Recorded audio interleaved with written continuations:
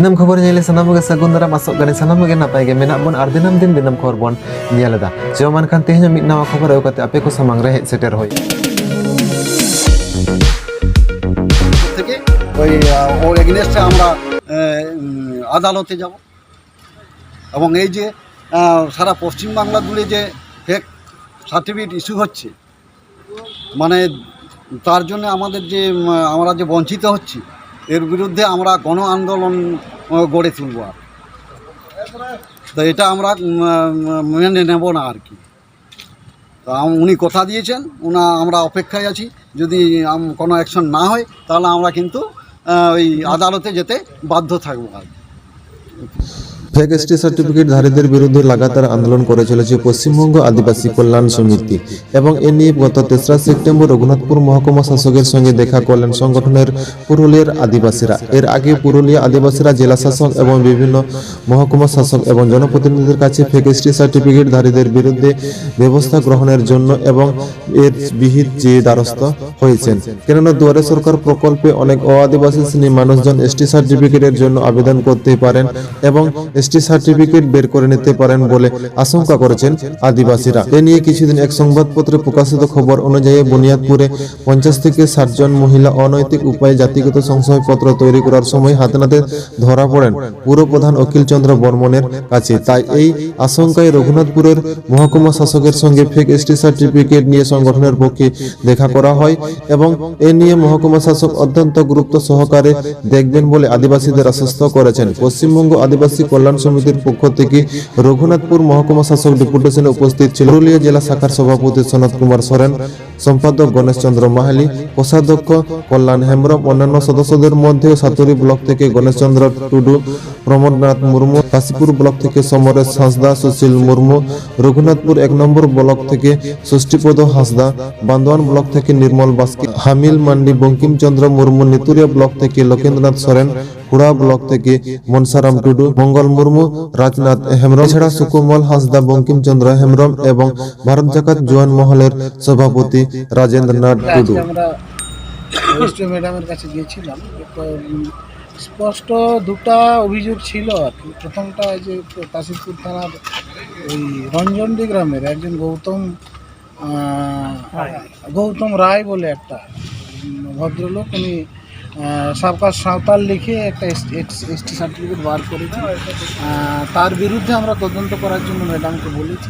দ্বিতীয় যে অভিযোগটা ছিল সেটাও বড় অভিযোগ, সেটা হচ্ছে এই কাশীপুর থানারে বেকো অঞ্চলে দুজন, একজন সুভাষ সহিস আর একজন অরিন্দম হাওলি বলে দুজন ব্যক্তি আর কি, তারা এসটি সার্টিফিকেট বার করেছেন। আমরা হাওলি এবং সহিস এই দুটা পদবীধারীদেরকেই আমরা জানি, ওরা এসটি নন। আর আমাদের যারা প্রতিনিধি আছে কাশীপুর থানা এলাকার যারা প্রতিনিধি আছে তারা সার্চ করে দেখেছে, ওই সার্টিফিকেটের নাম্বার দিয়ে সার্চ করে দেখেছে ওটা ওই আমাদের সাতুড়ি থানার দুটা গ্রামের দুজন আদিবাসীর নামে ওই সার্টিফিকেটটা আছে। মানে এই যে একটা হজর অলব অবস্থা চলছে, এই যে একটা মানে একটা কী বলবো, এটাকে বলবো একটা এমন একটা পজিশনে যাচ্ছি আমরা, একটা মানে আরেকজনের মাথা আরেকজনের ঘাড়, কার মাথা কিছু বোঝা যাচ্ছে না।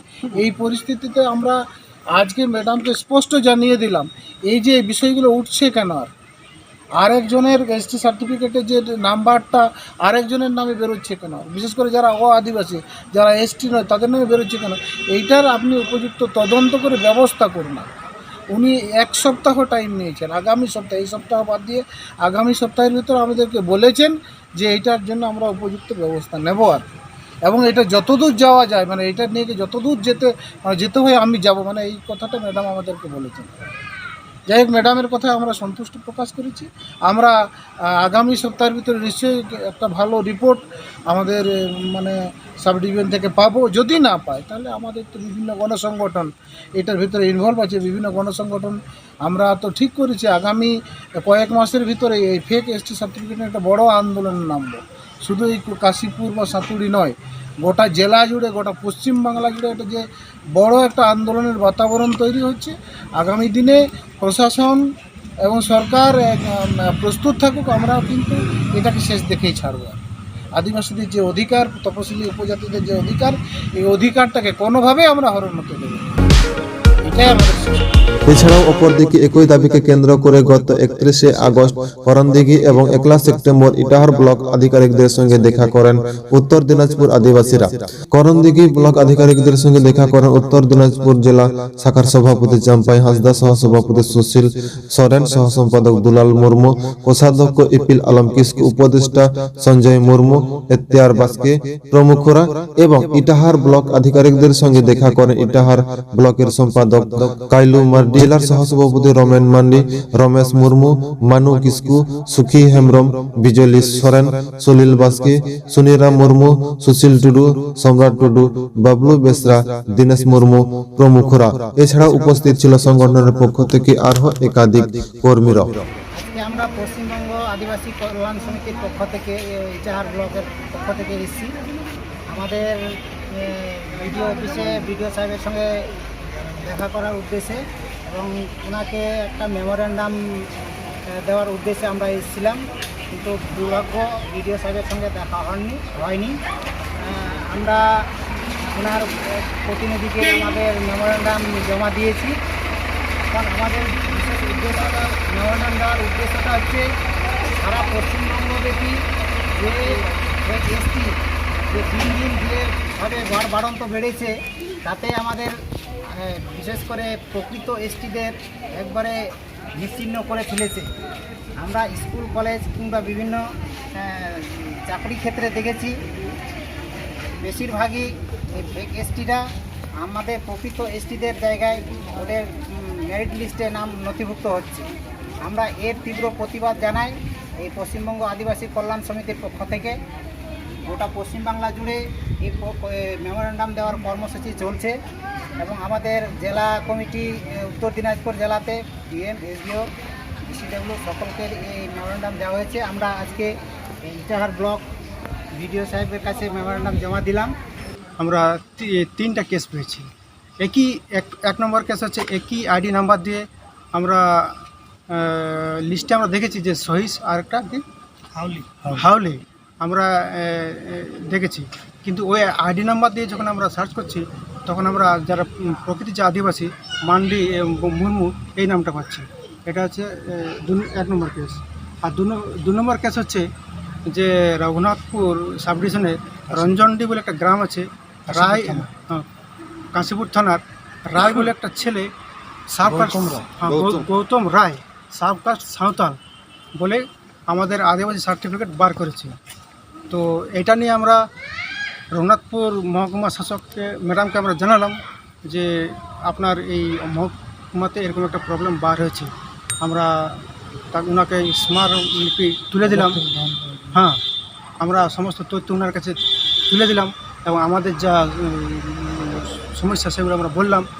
কি ম্যাডাম সেটা যত্ন সহকারে সেটা শুনলেন এবং উনি আমাদেরকে কথা দিলেন যে অতি সত্বর এটার ব্যাপারে আমি দৃঢ় পদক্ষেপ নেব এবং এটাকে আমি যথাযথ ব্যবস্থা নেব, এই বলে আমাদেরকে আশ্বাস দিয়েছেন। যদি ম্যাডাম না করেন তাহলে আপনারা কি করবেন?